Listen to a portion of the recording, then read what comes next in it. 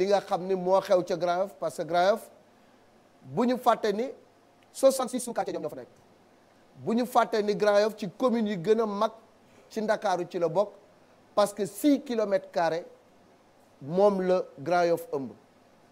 alors mu nekk nag quartier bu nga xam ne xam naa ko lool ndax jamono jamay nekk tout tànk marché Grand Yoff bi amul woon àll boobu ay tool la woon bu ñu musaan taxaw àll boobu lañ doon wute junxoob fa la ñu doon xool di gis avion yi di wàcc ci fi nga xam ne moom moo di aéroport international bi nekk foofu noonu ci Yoff donc man yàgg naa Grand Yoff lool quartier yëpp miin naa ko yi tamit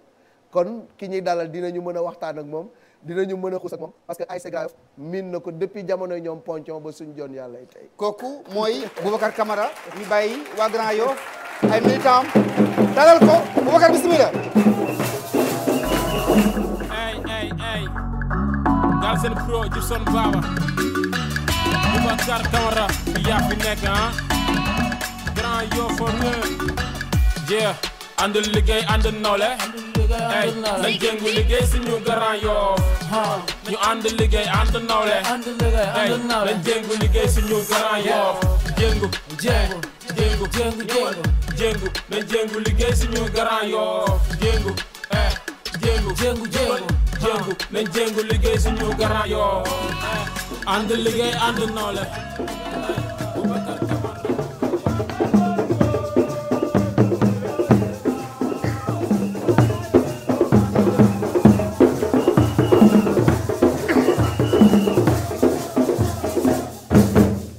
jërëjëf foog naa ni asiko yi ku ko dégg xel dem ci Grand Yoff ndax nawetaan ba na mu fa amee doole waaye itam cosaan ak aada na mu fa amee doole docteur wala président Boubacar Camara ñu ngi lay dalal jàmm ci le show électoral di la bàyyi wala candidat Boubacar Camara wala candidat Boubacar Camara mooy tànn bu ko si neex waaw bu ko ci ñu bàyyi la nga nuyoog waa Sénégal nuyoog waa Grand Yoff nuyoog sa militant yi jërëjëf Malal ñu ngi lay nuyu di la sant bu baax yow ak Malick Thiandoum di leen remercier ci li ngeen ñu tànn ci émission bi di remercier seen télévision bi di leen féliciter ci liggéey bi ngeen di def di remercier nag waa Grand Yoff yëpp ci seen teewaay di sant yàlla ñu boolee ci ñi nga xam ne fas nañu yéene takk seen digg pour soppi seen gox kon nag jërëjëf Malick jërëjëf Malal jërëjëf waa Grand Yoff jërëjëf waa Grand Yoff tubaarkàlla noonu la dalalee boppam ci émission bi soppi seen gox takk seen digg ngir seen gox gën a jag gën a ñoŋ gën a taaru loolu ci sa nuyoo dafa mel ni gox bi des naa jag des naa ñoŋ des naa taaru tax nga jatu yow ak sa ay nit ni faaw mu soppi ko waaw parce que Grand Yoff dafa nekk dëkk boo xam ne dafa yàgg 1950 moo am ñu ko sos benn góoru séréer bu ñuy wax Jegaan Fay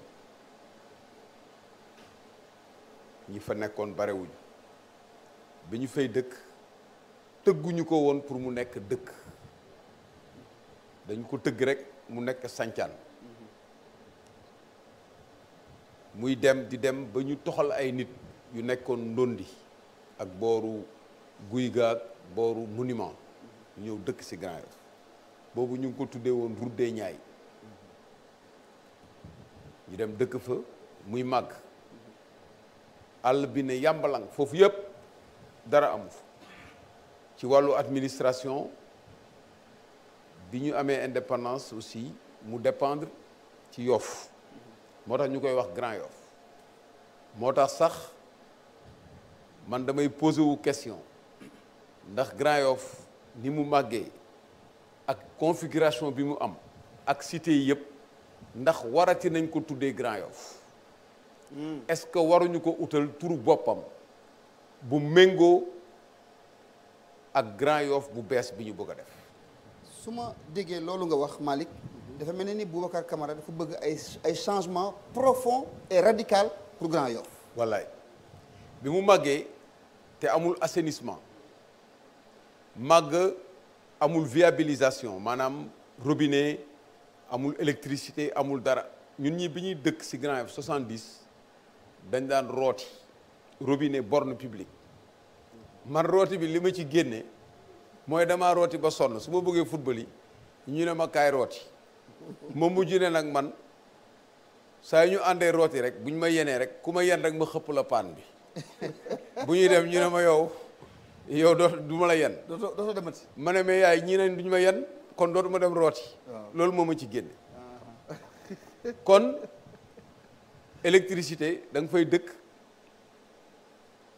déposer branchement balaa nga ko am ay mois taw bi bu ñëwee inondation nga gis ni mu mel waaye loolu li ci changé barewul ndax man poto yi ma naan pataxee ba léegi moom la sama sët yi ak sama doom yi di pataxe donc mu màgg nit ñi di góorgóorlu suuf sa fa nekkoon nekk fa voirie bi gën a yaatu actuellement ñu ngi ci 156 kilomètres mais liñ ci defar ñetteelu benn soo ko xaajee ñett benn bi rek moo am voirie muy màgg ñuy jël place yi xam nga bande la woon rek Grand Yoff Xaar Yàlla Kalidou ba ca front de terre moo am gendarmerie bi muy màgg HLM Patte d'Oie ñëw muy dem cité millionnaire muy yéeg Scat Urbam ñëw Scat Urbam commencé yéeg jël zone de captage mu mujj nag mu nekk commune bu mag 6 kilomètres virgule 3 comme ni mu ko waxee mais màgg boobu mu màgg état bi anticipé wu ko population bi di yokku ba léegi mu ngi 200 000 habitants ñaari téeméeri junni nit population bi yokku xale yi gën a yokku moo tax tey boo seetee ci wàllu éducation conséquence bi mu njëkk a am mooy xale yi yokku nañu yokk boo xam ne école li ñu war a nekk doyul ba nga xam ne soo jëlee téeméeri xale yu jàng fukk yi ñoo am place ci école publique yi juróom-ñeent fukk yi seen baay ak seen yaay dañuy fay te amuñu moyen moo tax xale yu bare duñ jàng boo demee heure jàng Grand Yoff da nga leen di gis ci mbedd jànguñu métier ñu ci bare jànguñu daara jànguñu benn diine te xam nga ne jàng mooy tax nga am xam-xam mooy tax nga tekki te comme ñu ci bare amuñu doole dañuy mujj di jël seen doom di leen génne sax école wala ñu leen di jël ñu leen di ànd ak ñoom ci marché yi di jaay ak ñoo xam ne ñii dañu am ay handicap di jël seen doom ñu ànd ak ñoom ci yelwaan yi ak yooyu yëpp dafa nekk conséquence wu ni Grand Yoff màggee te anticiper wuñu màggaayu Grand Yoff moo am yeneen conséquence mais terewul cité yu bees yi ñu fa def yëpp ñu ñëw viabiliser ko defar ko ñu am moyen dëkk fa defar ko ba mu taaru mu nekk ñoo xam ne aussi dañu am ay besoin loolu tam anticiper wuñu dañu am besoin am espace am ay parking yi ngay wax ni yëpp ay commune bi mi ngi fi boobu ba léegi mandat bi am na fi amaat fi maire bi anam waaw moom bëgguma yàkkamti ci ay mbiram parce que su ma ko jàppee tey ba bàyyi parce que boo alors dootul bëgg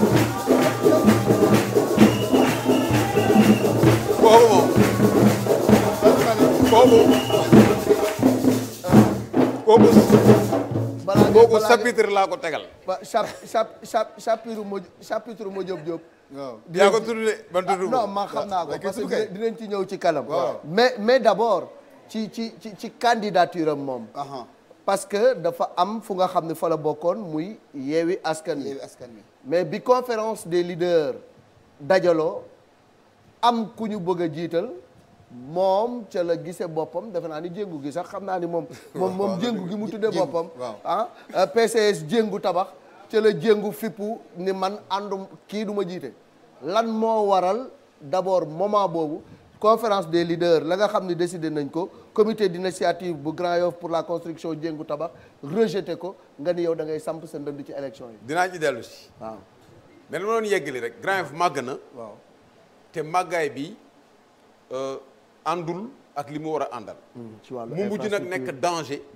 parce que insécurité bi fa am surtout ci wàllu foncier déjà ay permis d'occuper rek moo fa am dañ ko war a transformer titre foncier amagul na même foncier bi sax insécurité moo am insécurité ci affaire violence Grand Yoff amul sapeur pompier c'est-à-dire dañu bàyyi ko rek mu màgg nekk ab ponkal boo xam ne kenn toppatoo déggul jat xam nga ponkal bu déggul jat tëx lu waaw day nekk danger te nit ñi dugal ci seen alal mu am ay commerce am artisanat nit ñi dugal fa mu am alal ju bare ju fa dugg léegi négligence boobu li ko waral dinañ ci dellu si li ko waral ñaari pàcc la rek état 62 ans 40 ans pouvoir régime socialiste amul benn investissement bu mu mën a teg bëtam Grand Yoff bu structurant boo xam ne bii di nga am fierté même chose 12 ans régime libéral numéro 1 amul benn investissement boo xam ne def nañ ko Grand Yoff pour sóoraale ne ville buy màgg nekk ci këru Ndakaaru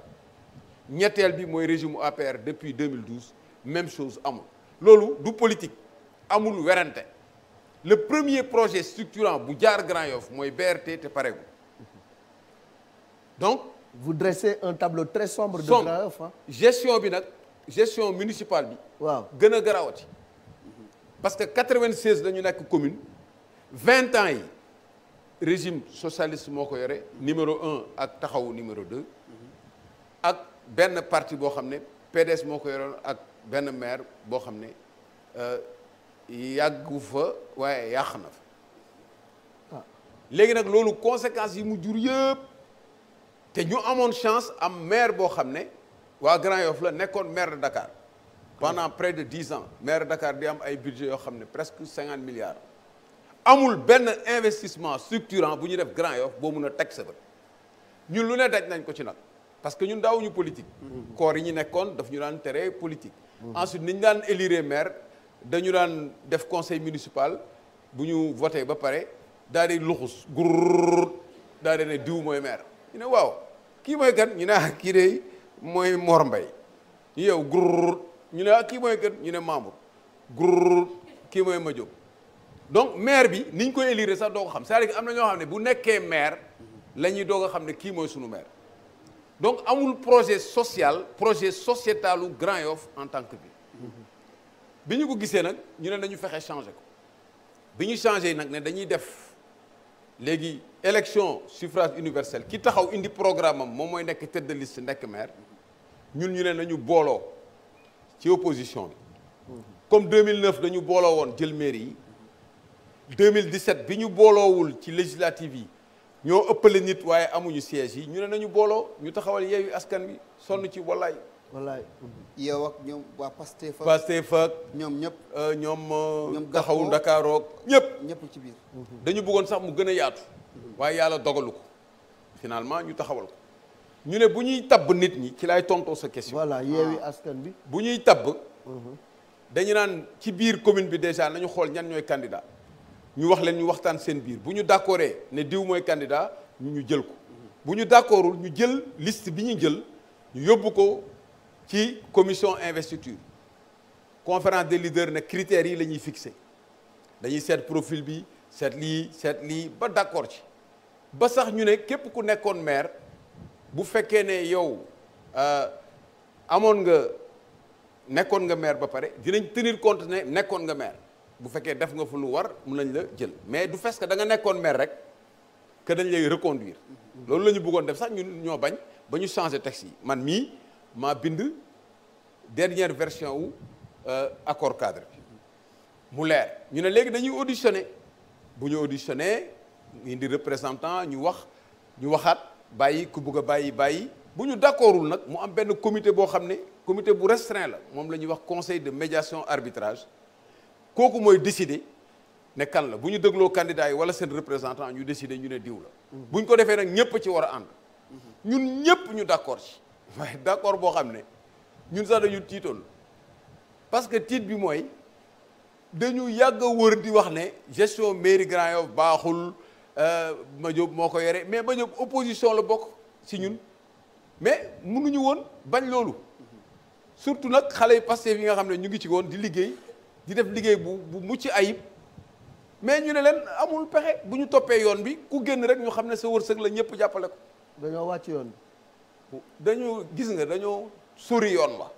ñu daal dañuy yeewu rek 7 candidats moo amoon Grand Yoff bi dañuy yeewu ba jouru élection ya ba jour dépôt yi 16 heures la ñu yëg ne ñoom reconduire nañu Madiop ñoom mooy seen comité ba ñun xamuñu fu ñu réunion waxtaan amul waxtaan amul dara ñu yeewu rek luxus grrr Madiop mooy candidat nga jéngu déet ñun fekk na ñun yëg nañu ne gars yi am na lu ñuy waaj amuñu fu ñu waxtaanee yow convoqué wuñ la nga bëgg a nekk maire ba bésu dépôt ba convoqué wuñ la ñu ne ñii liñ ñu nar a waajal ah dañ leen bëgg a mettre devant le fait accompli. moo tax am na benn kilifa si ñoom dafa ma woo ne ma waaw Boubacar dama dégg ne dafa am benn liste parallèle foofu ci Grand Yoff ma ne ko liste parallèle bi kay yéen la ñu duñu liste parallèle ma ne ko ñun suñu parti nu mu tudd waaw mu ne ma jéngu ma ne ko jeex na jéngu ngeen jéngu nañu berse injustice la ñu mënul nangu boobu dañ leen bëggoon na nappaaje wala dañ leen a bëggoon non pour ñoom du ñu am temps wu def liste mais loolu passé na xam nga voilà xuloo dafa am moment c'était juste pour évaluation bu jotee dinañu xool erreur yi ñu def ñu seet naka lañ koy corriger pour beneen yoon mu bañ ñu dal ñu xam ne rek Grand Yoff moom ku fa dëkk yaroo fa am esprit Grand Yoff mën nga ñàkk de waaye doo ñàkk fay mais est-ce que du ñoom dañoo gis ni Madiop liggéey na ñu bëgg ko reconduire ndax bilan bi nga xam ne moom non xam nga lu tax non xam nga lan léegi nag ñëwal ci Madiop yow lan moo tax nga non bëgg yow bul yàkkam bi sama combat boobu parce que dañoo war a parce que Madiop liggéey na li mu def moom ak yow li nga bëgg def parce que on a maintenant que 40 minutes l'émission dure 52 minutes dina gaaw acca xam nga lu tax ñoom ñu façon yéene kut ko kut teg Madiop parce que dafa am politique bu nekk ci biir parce que boo nee man su ma bàyyee Grand Yoff Bouba Camara day jël sama base yow nekkatoo ci coalition kan mooy wax loolu man de mënu ma koo tudd waaye daal ni mu ko waxee su ma ko waxee xëy na ngeen xam kan la dama ne Bouba Camara day dafa bëgg a nangu sama base donc yow Khalifa Sall ngay wax man waxuma ngeen Bouba Camara dafa bëgg a nangu sama base ma ne ko ban base yow kañ nga amati base Grand Yoff Grand Yoff mu am évolution politique boo xam ne avec de nouvelles forces politiques depuis ñu def fa campagne def fa parrainage def fa présidentielle nga gis résultat yi gis li fa xew yëpp ak li xew ci diggante bi yëpp ngay wax waxu base donc ça veut dire que intérêt Grand Yoff moom la ñu tegul ci table bi loolu moo tax yow nga jóg teg sa liste moo tax nag ñu jóg taxawal suñu liste ak section communale lu Pastef nga tuddee le programme naatal waaw naatal mooy développement parce que yokkute am na waaye naatal moo gën yokkute parce que yokkute ñëpp mën nañ cee bañ a jot te bu naatee ñëpp a ciy jot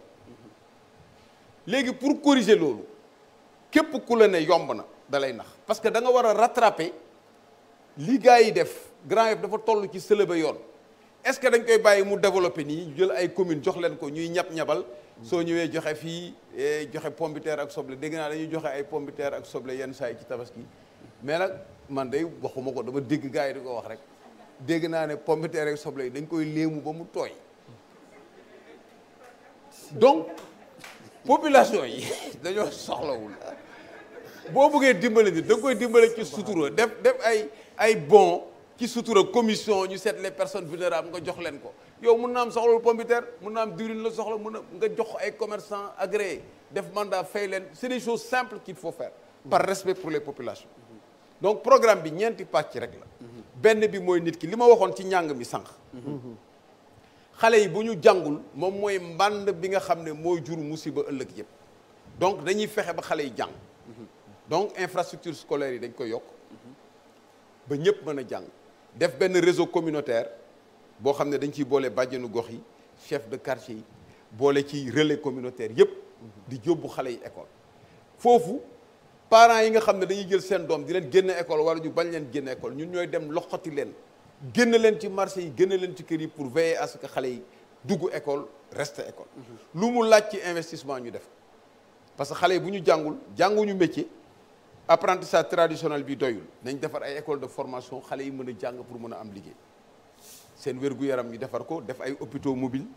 ba nga xam ne dañ ko def li nga wax ni si éducation boo ko doon xayma si sa budget tey jii buñ la faloon nga nekk maire Grand Yoff ñaata nga fas yéene dugal ci xaalis ci diiru sa mandat ci wàllu éducation bon loolu chiffre bi amaguñ ko parce que déficitu éducation ñi war a dugg école te dugguñu ci Sénégal 500 000. yow économiste nga normalement war nga xam le budget. waaw ak la répartition du budget de l'actuelle mairie. non xam nañ ko bu baax budget bi xam nañ ko répartition bi sax moo ñu gën a naqari parce que budget bi 2 milliards 8 la boo ko xoolee cabinet maire 2 milliards 8 tuutiwul ci Grand Yoff. non dafa tuuti xam nga lu tax mu tuuti collecte bi li ñu war a jël jëluñu ko dégg naa de gars yi di ko wax am na yoo xam ne duggul ci keesu mairie bi mais loolu moom daa am luubal. am na yoo xam daal ni ñu koy ramasser de toutes les façons système bi ni ñu koy ramasser moom mën na am forte chance loo xam ne du dugg ci keesu mairie parce que amul transparence amul traçabilité da ngay lal fay fi nga lal bu ëllëgee boo fa lalaatul keneen lal fa mën nga ko sax fay dafa am système yoo xam ne soo ko organisé Grand Yoff dafa amul sax organisation c'est-à-dire que ñu bare sax pour ñoom dañuy wax ndax Grand Yoff am na maire moo tax ñun maire bi presque poste vacant la dafa am suñu benn waaye bu ñuy wax Tambédou dafa sonal maire bi bonnet rouge la ko tuddee bonnet rouge parce que mairie boo ko yoree da ngay am organisation mais doo bàyyi mu pëccëxoo tracé woo ko xamoo commerce yi donc premier élément d'évaluation bi ñuy def mooy statistiques yi ñu war a am ci xale yi ñu am ko mais quel que soit le prix dinañ ko def étaler ko ci benn plan ba nga xam ne xale dootul war a dugg école te du ci dugg ñu def ko aussi ci wàllu sport pour mag ñi pour ndaw ñi ba pare protéger leen contre drogue yeeg tout ce qui sànq tudd nga problème bu nga xam ni c'est vraiment lancinant si Grand Yoff muy mbirum foncier vraiment c'est presque une catastrophe au niveau de Grand Yoff loolu ci sa programme lan nga ci nar pour redresser li nga xam ne moom moo fi nekk ba foncier bi mën a tegu ci yoon. bon déjà permettre nga ma ñëw ci deuxième point bi mooy cadre de vie. cadre de vie bi moom mooy foncier. habitat culturel. état bi mu demee ba gis ne situation bi mënu ko régler y a eu beaucoup de menaces. ñu sunu waajur yi dem nañu plusieurs fois tribunal parce que dañu bëggoon nangu seen i kër léegi dañuy transformer permis d'occuper yi en titre foncier. mais projet bi mu ngi def nii te xam nga Sénégal am na ñoo xam ne affaire suuf moom ñoom ak seen bakkan lañu yemale. dinañu fexe pour lal ci ay lu ne kooku dinañ ci taxaw suivre ko auprès de l'État ba transformation boobu am loolu moom mooy sunu premier élément. mais est-ce que balaa ngeen ñu def transformation du ngeen def d'abord restructuration de Grand Yoff parce que Grand Yoff am na ci quartier yoo xam ne boo fa duggee am na ci ay mbedd yoo xam ne boo fa duggee da nga ni c'est pas possible. waaw non loolu dafa am ñi nga xam ne dañu am seen kër ba pare am seen permis d'occuper da ngay am minimum de base ñu defal la transformation ñu sécuriser loolu ba pare ñu sécuriser espace public yi tracé ko am na espace public yoo xam ne occupation anarchique la ñu xool ko def ay zone de commerce fan la jaay war a am fan la rue piétonne di am foo xam ne oto du fa jaar fan la ambulant yi di jaar fan la tablier yi mën a lal fan mooy am marché hebdomadaire boo fa nekkee ñaata ngay fay boo fayee ban ngay am sécurité ba nga xam ne ku ci nekk sa droit di nga ko am ci wàllu occupation espace modernisation du marché de Grand Yoff marché kooku waxtaan la laaj ak commerçant yi ñi fa nekk am na ñoo xam ne nekk nañ ci marché bi ci ay ati at amuñu place toujours dañuy fay ñeneen te yooyu espace public la ku nekk da nga war a am droit fooy toog mën a fay mairie ñu defar ko moderniser marché bi mu am place su jën yi place su yàpp fi ñu koy defee yàpp marché Grand Yoff yenn saa yi sax da ngay gis condition d'hygiène yoo xam ne yi kenn xamul nu mu demee même ñi nga xam ne dañuy livrer pour ñu am fu ñu garer sax pour toog le temps de livrer amuñu ko dañ leen di sabu am ñoo xam dañu am problème mu parking amul réseau de transport organisé gis nga garage yi ni mu pëccëxoo Grand Yoff bu daal dañ ko bàyyi rek mu dem nii ba nekk benn genre ghetto donc cadre de vie bi yaa ngi ci axe 2 non non waaw ci laa jëm axe 2 bi axe 2 bi ba léegi waaw parce que wax na cadre de vie wax na habitat wax na assainissement ak sécurité assainissement xam nga compétence su état la waaw mais da ngay fexe ba assainissement bi nga réunir les conditions pour que projet yi ñëw fa ñu def ko assainissement nga bañ booy def ay pavé mu mun a fatt yoon yi population yi aussi am nañ ci rôle bañ a jël ay mbalit di ko dugal ci place yi nga xam ne ndox dafay am pour que eau de pluie bi bu ñëwee mu mun a ruisseler ba wàcc. parce que inondation c'est un problème mën nañu wax ni dañ ko takk ci baatu Grand Yoff chaque année Grand Yoff mu ngi sous les eaux. waaw mais parce que defuñu investissement soo nee def nga 750 milliards ci investissement te Grand Yoff bi nga xam ne moom mooy élimaanu inondation joxoo ko ci mu ngi mel ni ngay séddale ci jàkk ji rek bàyyi élimaan bi dañoo bàyyi ñooy élimaanu inondation nga def 750 milliards nga def ci inondation kooku boo ñëwee ne da nga am candidat amoo candidat Grand Yoff amul candidat ñaari yëf moo fa am ñi bëgg Grand Yoff continuer nii ak ñi ko bëgg a changer ñi ko bëgg a changer mooy àndu nawle àndu voilà. maa ngi ñëw sécurité balaa ñu dem. ñëw ci sécurité aspect bu am solo. waaw mu jëm ci wàllu sécurité. parce que l'insécurité à Grand Yoff quand même. waaw c'est devenu inquiétant. oui parce que sécurité bi Grand Yoff moo ko war a état moo ko yore protection civile sapeur pompier yéen est-ce que mun ngeen d'accord 200 000 habitants au moins amuñu benn sapeur pompier. amul Ça, caserne c'est pas sapeur pompier. amul caserne sapeur. parce que mun ngeen ko nangu kenn mënu ko nangu. maintenant prévention sécurité moom mooy fagaru dañuy def benn réseau police de proximité avec association yi def ay îlots yoo xam ne ñoom ñooy surveiller seen quartier pour que lépp lu fa xew ñu mun ko prévenir ensuite délégué de quartier yi ñoom ñooy recenser ñi dëkk Grand Yoff Grand Yoff am na ñoo xam ne dañuy ñëw louer fa wala ñu sous-louer fa louer nekk def fa ay jaasi bu guddee ñu agressé ñëw doo xam sax ci lu ñu nekk doo mos a yow da ngay nit dugg ci nekk quartier dëkk fa kenn du xam foo dëkk kenn du xam ban dëkk nga jóge donc recensement boobu dañ ko war a xam. mais def lu jafe ngay wax nii nag. jafe gis nga lu jafe ngay wax yomb ni Grand Yoff ni mu mel. Grand ak ni mu bindoo. dafa ak lëj. dafa yeewoo si doomu aadama. boo ko lëj. bëggee recensé Grand Yoff dafa lëj. looloo tax ñu war ko recenser à partir de la base d'abord les jeunes associations ensuite les délégués de quartier commune bi ñëw taxaw ñu def prévention former xale yi ñu xam ne dafa nekk problème boo xam ne bu ñu ko réglé wul c'est même pas la peine ñuy sonn suñu bopp. Grand Yoff moom boo réglé wul affaire wu sécurité tu n'as rien réglé loo fa dugal sa xaalis ñi am seen kër foog ne bokkuñu si seen biir kër yi lañ leen di fekk am na dëkk yoo xam ne yi am na fa man dem naa dëkk yoo xam ne yi boo gisee nit ñi barricade même ci quartier résidentiel yi mais France aussi def nañ fa erreur boobu jël xale yi parqué leen xale yi jóge ci immigration ñu nekk ci banlieue bi mais dañu mujj banlieue bi kenn dootu fa ñeme police sax du fa dugg fan yi la ñu wone télévision benn quartier boo xam ne dañuy def ay ci poto yi la ñuy def caméra xale yi dañ ñëw dagg poto bi pour caméra de surveillance bañatee am donc pour bañ a yegg foofu dafa nekk loo xam ne dafa sérieux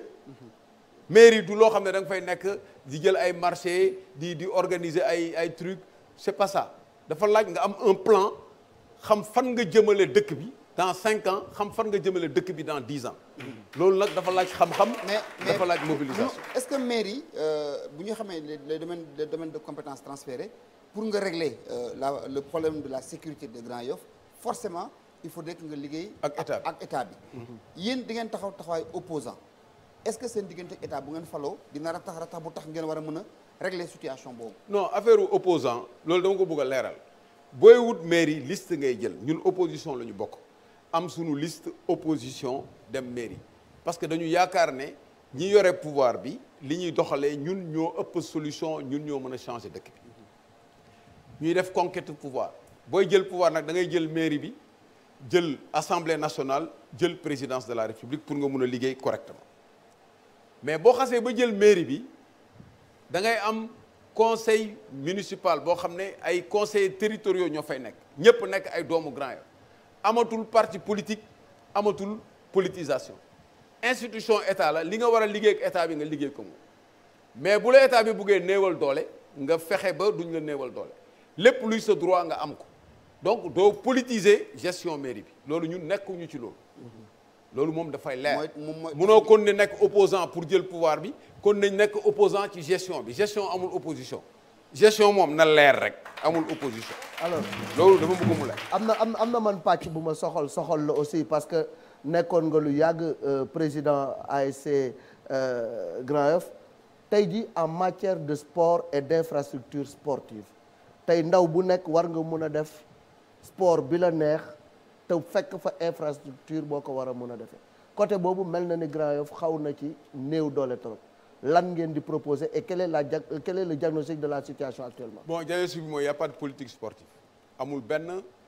liggéey bu ñu def pour que sport jëm kanam te sport dafa bokk ci capital humain xale yu ndaw yi école dañuy reprendre sport à l'école ba mu nekk sport de masse. tournoi yi nga xam ne daf fi amoon genre UASU ñu defar ko encourager sport de masse dafa am ñaari sport de masse ak sport d'élite. sport de masse bi dinañ ko développer au niveau des écoles. mais ndax am ngeen espace bu ngeen defaree. surtout ay récupération kooku mooy suñu problème. am na espace yu ñu repérer déjà mais am na espace yoo xam ne dañ koy récupérer ci population yi am na espace yoo xam ne dañ koy récupérer ci li ñuy wax tabax séddoo am nañu déjà ay volontaires yoo xam ne d'accord nañu jox ñu seen espace pour ñu ut ay promoteurs fexe ñefe tabax séddoo ñu récupérer ci ay espace tabax séddoo mooy la. tabax seddoo. yaa ngi def affaire suul bëgg suul tabax seddoo. waaw baara yëgoo. déedéet loolu tabax seddoo baara yëgoo. yaa ngi may fàttali góor yaa ngi may fàttali sa waajur du baax. wallaay jërëjëf. waaw parce que tabax seddoo boo ko leeralul. waaw gaa ñi dañuy foog ni. tabax seddoo waaw da ngay jël dugal sa poos. déedéet ñun poos moom wax dëgg yàlla soxla wuñ ci alal bu ñu moom loolu moom ñëpp xam nañ ko loolu ñoom du ñu caaxaanee loolu. waaw léegi tabax seddoo mooy nga ñëw am sa parcelle. ñetti barak nekk fa wala kër guy daanu amoo liggéey mënoo koo defar waaye sa kër la yaa ko moom boo ko fa bàyyee ba ajak-jak noonu lay mel mënoo koo loué mënoo cee am dërëm. même boo ko loué quelques cantines ay 50 000 100 000 nga ciy am dañuy ñëw xool li nga ciy am yëpp ñu gàddu ko jël terrain bi raser ko ut promoteur ne ko tabaxal kii dafa bëgg fu mu dëkk 3 chambres salon toilette na am lii famille bi nii la li ci des yaa moom ba ca ciel ba yaa ko moom. mairie bi moo koy jël. yaa koy jël moom promoteur bi dina ci am mairie bi am ci nga am bibliothèque municipale di nga am centre boo xam ne pour xale yi la di nga am des lépp mun nga ko ci am. mais lii ça déjà am nañ ci ñaari volontaire pour te dire que c'est pas un rêve. signer contrat yu leer nañ am na ni ñu koy def ci dans le privé fii ku ne da nga gis sa terrain jël titre foncier bi yóbbu ñu defaral la ko. donc commune bi bu indee garantem mën nga def tabax seddoo récupérer espace. am na espace yoo xam ne nit ki da koy am mu placé mu am fa loo xam ne li pratiquement doyewu ko dara ñaari fas la fay denc wala mu loué ko ñu fay yore ay fas wala yooyu mun nga naxanteeg moom jël ko. boo ko defee mun nga def benn terrain de basket am espace am na zone boo xam ne bi mun na def parcours sportif récupérer nañ xale yi mën a def sport mag ñi mën a def sport parce que sédentarité bi baaxul. toog bi mooy indi diabète yeeg yooyu. ñun sax ci santé am nañu hôpitaux mobiles yu ñuy def yoo xam ne day wër di def prévention di jël ay tension tout ça pour xool di defal ay rajo nit ñi ñu am carte sanitaire boo xam ne numérique lay nekk dañuy am sa constante yëpp soo ñëwee ñu dugal ko xool ñu ne Modou Diop lii la am ñu xool sa tension xool ndax évolué nga parce que fagaru moo gën faju kenn amul xaalisu faj ñëpp mais ñëpp am nañu xaalisu fexe ba kenn feebar du la bett donc loolu moom mooy sunu liggéey au niveau. waaw léegi xëccoo bi ci Grand Yoff tar na de Grand Yoff dafa mel ni mooy commune bu ëpp ay candidat ci li ma gis nii. tey Pouga rek. nee naa la amul candidat. am nay candidat kay. déedéet. yow yaa ngi ni candidat nga. déjà Benno man du ma Bokk Yaakaar candidat de. dégg naa 17 candidats am na fa. man du ma candidat APR am nañu 6 candidats. ma ne. waaw bu leen jaawale candidat ak maire. yow tu es le maire. je suis le maire. ouais. léegi dama leen di wax voilà.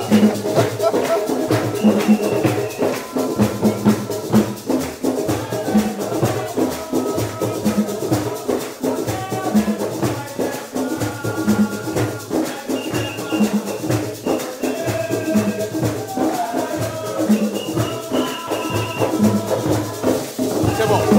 alors léegi ci affaire candidat yi ngay wax. waaw damaa mooy xam sunu ne damaa xam ne ñetteel- boo toogee di Grand Yoff Ma amul jóg, candidat candidat la ca, yore dundam. ngelaw li di la ëpp nii Baaxul. say farandoo toog Waaw. asiko yi rëkk nga foog ni yow dugg nga mairie ba pare ma ne. bu sëñ ne Boubacar Malick, nag xam nga waxtaan wi xam nga doxalin. waaye mairie Waaw. Doxalinu mairie maire. Grand Yoff bi Waaw. dugg fa du noonu ñun li ñu ak a fas yéenee jafe. doxalee. doxalinu maire dinaa ñëw man kenn du ma jam naa ni bàyyi ma rek. baax waaw léegi. waaw. doxalinu maire dafa war a am transparence budget mairie bi nga def ko ci internet nit ñi xam ko booy defar budget nga def orientation budgétaire wax fan nga jëmale xaalisu nit ñi ñu waxtaan ci dañu am benn kuréel bu ñuy wax pencum gox boo xam ne day waxtaan ak population yi xam seen préoccupation conseil yi ñu élire dañuy def lu ñuy wax janoo bi conseil yi nga élire dañuy toog gox par gox commission yi ñëw taxaw nga waxtaan ñu xam seen critique xam lépp lu ñuy def ba pare ñu def benn programme nay leer transparence waaye bu dee maire yi da nga ko jël pour jëriñoo ko sa bopp doo jëriñ askan dafa am benn waay dafa ñëw du ma wax nag ban kii la su ma kal la mais du ma ko tudd mu ñëw ci kër ñu servir ko defal ko méchoui mu lekk ci ba suur ñu jox ko poulet mu lekk ba suur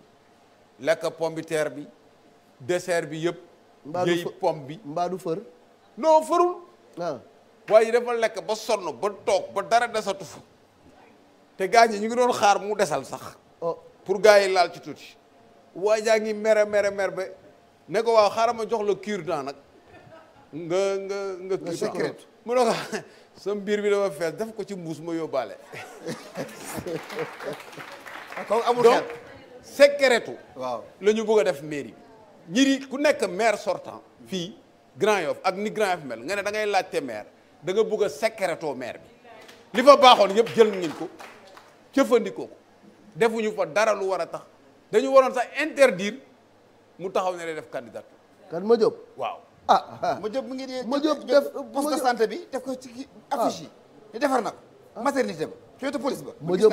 bala nga koo déjati foofu di nga wax lu set bu ñu nee ba Grand Yoff ba tey pare 200 000 dégg naa baaxum mi ngi toj foofu Cheikh Baaxum ma ne dégg naa caravane Cheikh Baaxum la ilaha ma ne waaw gis nga nag xam nga loolu mooy affaire u xumb waay ay caravane dëgg rek ma ñëw ak Adama Faye ah Adama Faye débordé si côté ak ñoom Laas Badiane Las Badiane ma ne nee naa leen nga ni benn candidat fa am ñooñu ñëpp ñoo bokk parti yore nañu réew mi yore ay milliards defuñu ko fi waxuma ko fi sànq ko yore régime yow muy ponkal ma yore régime 40 ans ay ñoom beneen Cheikh- ponkal ñëw yore ko 12 ans ay ñoom beneen Cheikh Ndiaye. ponkal ñëw yore ko 10 ans defaroo dëkk ba nga ñëw ne benn suq ngay yónni pour mu defar ko ngeen gëm ko ku ñu nax dalaa neex ku caravane mën a nax wala ku lu may jox xartum wala ñu jox la mburu sandwich nag moo ci gën a garaaw sandwich moom waxuma la léemu mais dafa am ñu ciy wis ah moytu leen yooyu ñun mënatuñu nax ñun waa Grand Yoff ñu yàgg fa 51 ans laa fa def même discours bi lañ lay wax naa def lii bu ñëwee duñ ko def ñun nekkuñu ci loolu. mais est-ce que li ngay prôné nii mooy Grand Yoff waa bu am état d'esprit bu bees NTS bu bees Grand Yoff est-ce que daj na ba ne soo xamee Grand Yoff gis xale yi fa nekk compétence yi ñu am ak jàng bi ñu jàng ñun dañuy ubbiwaat main d'œuvre communale xale yi am diplôme ñi jàng ñi def apprenti yépp ñu xam exactement quel est l'état de la main d'œuvre boo ko amee dañu am benn schéma de premier emploi boo xam ne dañuy placer xale yi ci entreprise yi de préférence entreprise yi nekk Grand Yoff balaa ngaa installé dañuy négocier ak yow benn contrat boo xam ne bi da ngay jël en majorité des jeunes de Grand Yoff mais il faut nga xam leen discrimination ils positive sont même pas recensés pour stage waxatuma la da ngay am CV léegi maire yëpp a xam lan mooy master sama doom am na master ñun li ñuy jot ci CV nii la toll on n'est même pas capable de jouer notre rôle pour aider xale yi pour ñu ut ay stage sax mënuñu ko am. sa stratégie de campagne pour ce discours dugg ci Askanu bopp askan askanu wi. Grand mooy Yoff. bi ñuy def ñun depuis dañu jël plus de 3 mois avant ça ñun on avait commencé ci terrain dañu jël 3 mois di dugg ci kër yi seet ñi nga xam ne ñooy compter nekk porteur de voix ñu expliquer leen li ñu bëgg a def macha allah cat baaxul waaye fi ñu duggagum ah cat baaxul. nit ñi de nee nañu ñoom li ngeen wax moom yenu na maana waaye wax ji mën na yenu maana mais kii wax kii war a wax moo wax nag ki jëf nit ñi gis moo wax nag kooku mooy kan ah ki fi yoroon lépp doxal ko ñëpp gis ko pour Sénégal man nag li may defal Sénégal di ko defal bitim réew balaa sama xol di sedd ma defal ko Grand Yoff loolu mooy différence ku mosul def koo xam ne sa premier poste moom mooy maire ñu ñëw luxus tabb la premier poste nga ne da ngay defar lu day ni Grand Yoff ak ni mu toll nekk ci xolu Ndakaaru war a nekk ville du futur nga war ko organiser BRT bi war fa jaar nga war fa def ay projet mu war a leer nga sécuriser ko ba mu rafet nga war a uti ay financement à l'étranger ah defar ay partenariat public privé ñu def ay parking payant oto yi jóge ci tali bi nga dindi suuf si assainir ko ndox mi dem lépp jaar xale yi jàng mais loolu du taxam loolu du taxam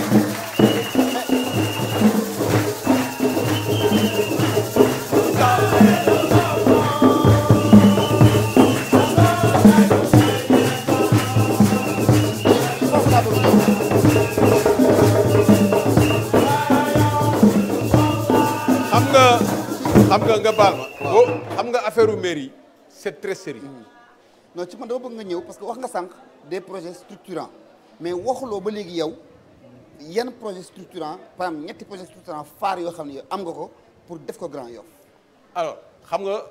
balaa ngaa dox da ngay taxaw ba pare premier taxaw bi ñu war a taxaw mooy fexe ba niiw insécurité yi ñu rey ko mooy xale yi jàng ba pare ñu régler affaire sécurité. jàng formation. waaw assainissement ñu xar suñu tànk tubéy pour que ñu bañati am problème mu inondation dëkkuwaay ñu organiser ko ba nga xam ne nit ñi dinañ nekk en sécurité ba pare am nañu droit nag am jardin. assainissement nag nekkul seen compétence nag. si dafa am partie boo xam ne suñu compétence. partie bi nekk suñu compétence mooy organisation parce que assainissement lu ko indi ndox mu rax la moom ngay fexe mu am yoonam. ndox mi nga xam ne bii ndox mu set la am yoonam eau potable. ndoxu taw am yoonam mais Grand Yoff ngay gis ñett ñu jaxasoo ñu tuur ci mbalit muy ñeent kooku moo gën a garaaw suppu kànje bu am kaaneeg sobleeg lépp ngay jaxase loolu moo ñu dal. donc loolu kuñ ko tegal sax doo ko lekk. donc boo xamul nu ñuy defaree réew xamuloo lan mooy assainissement amuloo projet da nga koy ragal a attaqué da nga naan lii naa ko fi bàyyi naa uti pomme de terre rek ak soble jox ko gars yi donc c'est devenu sérieux boo gisee candidat yi bare dañu gis ne Madiop mooy maire Ndakaaru maire Grand Yoff ñu ne comme Madiop bu mën a nekk maire Grand Yoff naa ñëw ñëpp daw si ñëw mais c'est devenu sérieux ñun c'est une responsabilité personnelle mais man mënuma bàkku fenn te defuma lii ma def mais waa Grand Yoff ñëw leen ñu ànd changer Grand Yoff bi ñuy fal Madiop maire mais yéen a ngi fi woon mais loolu laa lay wax luxus la woon temps yi léegi nag dafa changé léegi nag élection au suffrage universel direct ci wàllu santé man maay candidat ci wàllu santé waaw ci wàllu santé parce que man damay dugg ci ay quartier Grand Yoff damay dugg Arafat damay dugg Aras damay dugg Xaar Yàlla bëriwul ay poste de santé bu la ni nga yaay maire bu la takkalee ndombal tànk gi ci sa ndigg nii non nii la waaw fu la ko takkal baax na ba nga ne yow daal yaay maire bi loolu na ma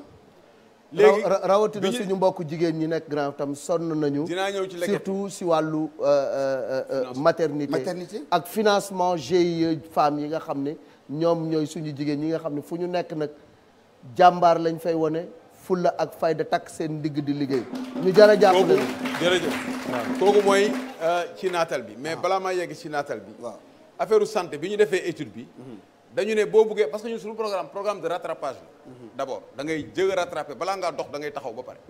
rattrapage boobu si wàllu santé dañu gis ne bu ñu naree calculer di def ay infrastructures hospitalières wala des postes de santé di ko tabax di ko wutal équipement ñu naan la état bi naan la awma personnel bu ma la fay jox et cetera dañuy def des hôpitaux mobiles da ngay wut oto defar ko loolu moom du rêve parce que man def naa ko déjà dans le privé dimbale naa ay xale ñu def hôpitaux mobiles di def visite médicale ci sociétés yi nekk ci zone industrielle yi parce que visite médicale annuelle c'est obligatoire da nga koy jël def fa rajo def fa lépp tout ce qu'il faut pour jël tension même vaccination bi Covid bii ñu def nii vaccination bi ñu bare def ñu vaccin mais boo amoon ay oto yoo xam ne dañuy ñëw ci koñ yi comme auto poste temps yi mu amee Grand Yoff bi mu amulee poste dafa amoon auto poste donc oto yi ngay jël au début on ne pourra pas avoir 66 véhicules ci 66 quartiers yi mais dinañu am ay zones yi nga xam ne ñoom ñoo gën a dépourvu ñu jël leen def fay oto ñuy tourner par jour bu ñu ñëwee taxaw ñu inscrire nit ñi ñu am carte ñu leen di surveiller di ko def loolu bu ñu ko defee ba rattraper nag il nous faut nag benn structuration boo xam ne il faut ñu am benn ngandi hôpital comme ni ko Guédiawaye amee au niveau de Grand Yoff on va récupérer les espaces qu'il faut indemniser ñi ñu war a indemniser def ko centre foo xam ne ñëpp dinañ ci mën a jot moo am maternité xam nga wax na maternité aujourd'hui ñu ngi kuti pour doog a am maternité xale ñëpp ci biti et puis déclaration de naissance et état civil c'est encore pire ñun li ñu bëgg a proposer mooy ñu def déclaration état civil à la naissance xale bi bu juddoo ñu jox tur institution hospitalière def ko ci benn application ñu confirmer ko ci ngénte la bu ñu ko confirmer ñu wóor na ne kii duro ci même avant am na benn travail préalable bu ñuy def développer application ba nga xam ne état civil à la naissance tu n'as pas de problème ñu def ko donc yooyu yëpp ay idée la yooyu yoo xam ne dañ ko am léegi nag pour femmes yi wala boo bëggee am beneen question bala waaw femmes yi ñoom ñu ngi nii di la déglu femmes yi mooy 4e axe bi mooy naatal entrepreneuriat formation Grand Yoff lu fa am commerce jaay ak jënd artisanat xarañu loxo coiffure couture yooyu moo fa am ay cordonnier ñi di defar loxo di jaay di moom moo fi am ci la ñëpp di suturul te déggoo ci kenn ku taxaw di yelwaan am na ñoo xam ne bi ñu nekkee uude ñun ay xale yu ndaw la ñu woon fi ñu toogoon di ëw boo ñëwee fa nga leen di fi ñu la toogaloon di la ëwal sa dàll pour nga dem sport yi fa ngay ñëw ren ñu lay ëwalaat sa ndombo pour nga attaquer gars yi xam nga gars yi aussi day am ay ndombo de boo amul ndombo gars yi da nga ay ndombo yi. day am ndombo comme ñëpp ndombo fi nga toogoon ñu lay ëwalee dañ lay ëwalee ndombo. gars yi dóor missile yi. am na ñoo xam ne sax dañuy jël benn immeuble def fa ay buxaaba. ñii di bon ñii di taal safara ñi comme lamb. mooy tuuti comme lamb léegi. fi mu toogoon. nga ko fekk amul benn outil. amul évolution en fait. amul évolution. soo xoolee tailleur yi da ngay toog nekk tailleur même chose li nga doon ñëwee machine sax mënoo ko am mais lebal benn tailleur machine jox ko 3 mois de grâce ne ko fayal 5000 wala 10 000 par mois pendant tant de mois mu am machine boobu bu ko amee beneen yoon mu ñëw indi beneen machine. dañuy def office communal de l'artisanat pour dimbale leen lebal leen. famille nag dañu am ay leket dañ koy lëkkale. mais lii nii nga wax ni yëpp mu sa programme. si durée mandat bi est-ce que mën nga ko déployer ba secteur bu nekk nga jox ko li nga ko war a jox. non ni nga koy déployer mooy da ngay jël ay priorité da nga koy déployer sur les 5 ans am na yoo xam ne c'est obligatoire mais am na yoo xam ne ci nit ñi la dépendre te ñun loolu moo ñu kontaan loo nit ñi ni ñu d'accordé liggéey ak ñun nañu boo ñu proposé lu leer lu mel nii te ñoom ñu xam la wóolu la dinañu ànd ak yow ci loolu mais soo jëlee système ordure par exemple ñu ne dañuy def système achat ordure xale yi organisé wu ñu jënd ordure bi ci ñoom discuter ak ay centre d'enfouissement ñu yóbbu ko discuter ak ay sociétés yoo xam ne yi dañ koy lakk incinération mais dëkk bi dina set ñu jënd ay tricycle dimbale leen ñu jënd ay tricycle di ko ramasser def tri bi ñu indi ko dëkk bi day set wecc mbalit moom trésor la waaw mbalit trésor la mais boo ko liggéeyul du sotti famille yi nga lëkkale seen leket ñoom ñëpp ñu ngi def seen leket ay 4 millions 9 millions la ñu da nga koy boole rek defal leen financement li ñu mën a am nga yokkal leen ko wala nga tripler ko garanti leen en tant que commune xaalis boobu ñu jël ko def ko épargne di defar seen saabu di defar eau de javel nga xam ne waa Grand Yoff yëpp moom la ñuy consommer nga jël commerçant yi réseau bi ñu koy jël di ko jaay mais yow boo amee saabu bu nekk Grand Yoff ñu defaree ko Grand Yoff xale yi jigéenu Grand Yoff defar ko bu fekkee bëgg nga Grand Yoff kay di nga jënd ci saabu bi di ko utiliser label Grand Yoff eau de javel loolu rek xaalis la bu dul jeex nga nekk commerçant nga koy jaay mais di nga ko fa bàyyi di dem jëndi beneen saabu doo ko def donc ñun dañu xalaat ci affaire Grand Yoff pendant des années ut ay experts ñu liggéey ci ba mu sotti li ñu dese ci yenn points yi mooy affaire chiffrage parce que statistique nit ñi fa nekk moom moo wóorul ñii ne nañ 200000 ñii ne nañ ëpp nañ te dañu bañ a def ay erreurs mais bu ñu paree woon bu ñu amoon temps bu pare dinañ leen génneel calcul yi ñuy def yépp pour wax leen naka la ñuy dérouler plan bi sur les 5 ans.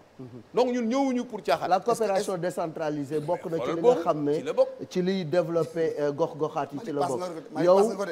paas nga ko de. waaw paas naa ko parce que nag xam nga nag daa yàgg a tukki te dafa am relation internationale yu bari carnet d'adresse bi dafa yaatu. alors loolu nan nga ko nar a capitaliser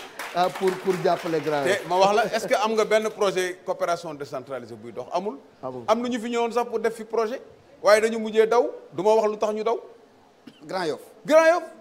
ñëw pour def coopération décentralisée dañu mujjee daw parce que liñ leen di laaj ak liñ leen bëgg a teg la ñu àttanul loolu am na fi am na ay exemple bugguma dugg ci côté boobu parce que am na ñoo xam dafa am werante fi nag amul nëbboo de. waaw dafa amul nëbboo dafa am ñun rek ñu avancé dafa am werante dafa am ñoo xam ne dañu ne bon ñi fi yàq Grand Yoff il faut ñu goxi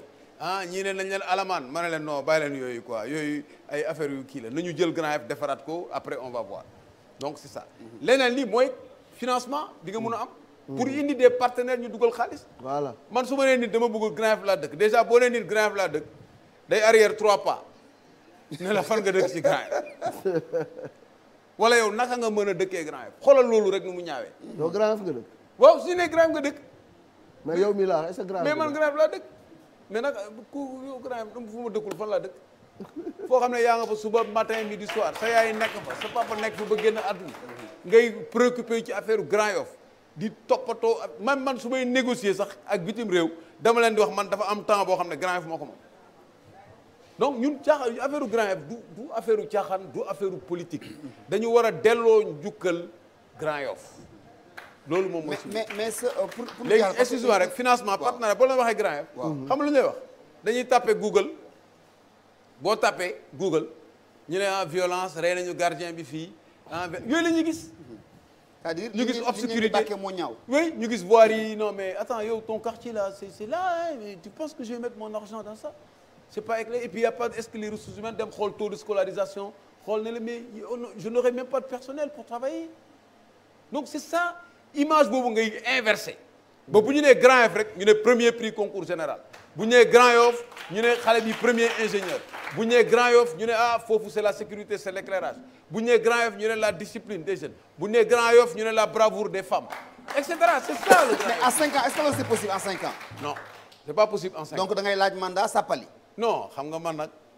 man bokkuma ci ñiy soxla ay mandat yu bare yoon bi daal nañ ko topp bu ñu toppee yoon bi ah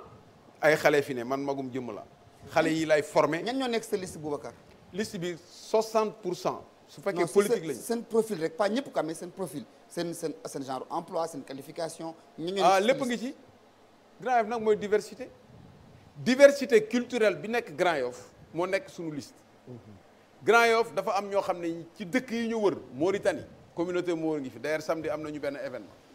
Guinée-Bissau communauté mondiale. Guinée Conakry communauté pël bi. séeréer saa ngi si biir. lépp ngi ci melting pot la. donc ñu am seen culture. loolu force la mais valoriser wuñ ko ñun dañuy def festival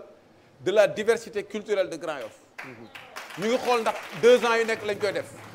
wala benn année comité scientifique bi ñu ngi koy taxawal. festival boobu dañu bëgg mu nekk ci calendrier culturel du Sénégal. c'est bon ba pare déglul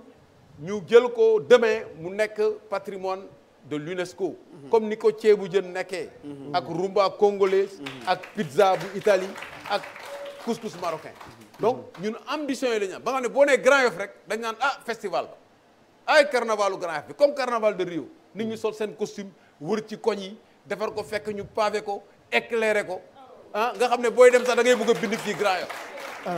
ndeysaan moom théoriquement moom macha allah li ngay wax ni moom c'est séduisant mais la réalisation la ñuy xalaat ndax dina mën a nekkam déet beneen bi ci des mooy sa diggante ak ñi nga xam ne ñooy les religieux de Grand Yoff parce que ku wax Grand Yoff wax Saint-Paul ku wax Grand Yoff wax également ñi nga xam ne ñoom ñoo ŋànk diine islam bi foofu ndax dem nga ci ñoom saafonte ak ñoom. waaw sàkku seen ñaan ak i tamit proposer leen dara. waaw xam nga boobu moom fa la ñu dëkk presque. wax dëgg yàlla jaar nañ fa ak ñoom foo xam ne boobu nekk ñu maire. te loolu bëgguma ci dugg. parce que man dafa am ñaari yëf yoo xam ne du ma ko politiquer du ma politiquer social du ma politiquer diine waaw ku dem Grand Yoff moom di nga gis nga laajte ko mais ñoom dañu nekk ay régulateurs yoo xam ne da nga leen war a boole ci yëpp ñun on aura un comité des sages boo xam ne ñëpp lañ ciy dugal mag ñi ñoo xam ne di ñu xelal pour ñu gën a mën a def suñu liggéey vraiment ñun li ñu bëgg a def daal xam nañ ko te ñu ngi ñaan yàlla mu yóbbu ñu ci jàmm ci jàmm show bi jeex na. déedéet matal nañu 52 minutes. li des dañ koy bàyyi dañ lay bàyyi nga tàggatoo waxaale aussi ce message si Grand Yoff yi nga xam ne jotoo dajee ak ñoom gisee ak ñoom balaa la bisu la woote bi jot. waaw. ñun daal yi jëli carte yi nag parce que carte yi tamit ñu ngi nelaw ci. waaw léegi waa Grand Yoff dañ leen di ñaan. wax dëgg yàlla dañ leen di remercier d'abord. ci accueil bi parce que booy dugg ci kër jàmbur pendant des mois tous les jours ngay expliquer. wax dëgg yàlla ñu accueillir la ñu ngi leen di sant di leen gërëm lu ma tudd kenn waaye beneen bi mooy ñi nga xam ne gisuñu ñu wala naruñu ñu gis ba élection yi passé Grand Yoff moo yaatu mais c'est pas que dañ leen xeeb wala dañ leen bañ a gis moo tax yii baax ci pour ñu expliquer leen xalangu dajul suuf waaw xalangu dajul suuf donc loolu bu amee da ngeen di xam ne ñun li ñu bëgg rek mooy defar Grand Yoff ñi ñuy dégg aussi ñu bare dañuy ñëw ñu ne dégg nañ la da nga waroon ñëw ñu gis la ma ne ko mënuma dem fu nekk mais fu nekk sama yéene yegg na fa ñu bëgg nag nit ñi xàmmee ànd nawle ànd liggéey sunu logo bi ñu xàmmee ko waaw moom mooy loxo yi nga xam ne dafa ànd dañ ko jàppante mu bëla moom ngeen di jël ngeen photo ko deen ko photo def ko fond d'écran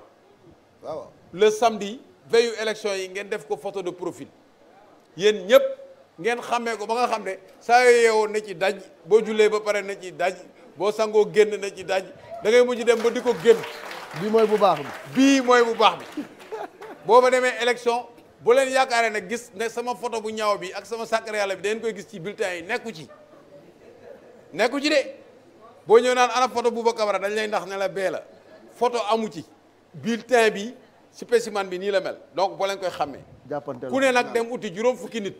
ñëw indi ko bu ko defee nag ñu ànd defar mairie bi fête bi nag jigéen ñi lañ ko jagleel feetu ndam li feetu ndam li ay Boubacar Camara bi jërëjëf jërëjëf Malick ma bàyyi la nga tëj nga tàggoo non man feet bi non man damaa bëgg mbër mu mel ni Boubacar Camara mbër bu ñemee mbër bu ñemee waaw yaakaar ni yaa mën ñëpp yaay daan ñëpp loolu am na solo yàgg daan rek yàgg daan rek wala wax dëgg macha allah jërëjëf di gërëm bu baax a baax Malick bañu rek waaw Malick ay ñu tàggoo waaw li ñuy tàggoo rek mooy Grand Yoff c'est vrai bëri na ñu ko bëgg ñiy dagaan baatu askan bi bëri na mais nañu xam ne Grand Yoff benn la kenn mënu ko xar ñaar lépp lu ñuy def nañ ko def ci àndu nawle comme ni ñu koy waxee àndu nawle mooy ku nekk wekk sa morom jox sa morom cër jarul violence jarul waxante lu ñaaw bataille bi xeexu programme la na ku nekk dem ci askan bi wax ko sa programme bu leen doyee ñu woteel la bu leen doyul ñu woteel Boubacar barka jërëjëf merci beaucoup monsieur Camara merci beaucoup Malick Thiandoum merci également à waa Grand Yoff yëpp di leen ñaanal élection jàmm di leen jox rendez-vous très prochainement ci le show électoral ci télévision Futurs Médias jaa ngeen jëf salaamaaleykum